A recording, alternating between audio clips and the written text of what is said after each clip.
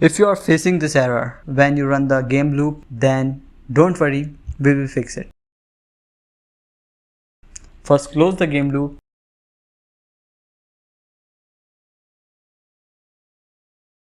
and then go to your control panel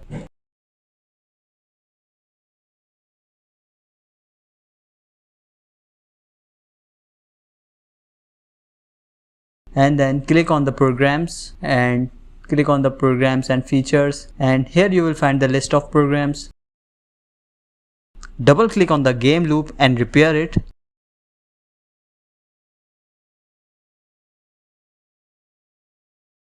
Once the game loop is repaired 100%, close it, and now when you run the game loop, it will start smoothly.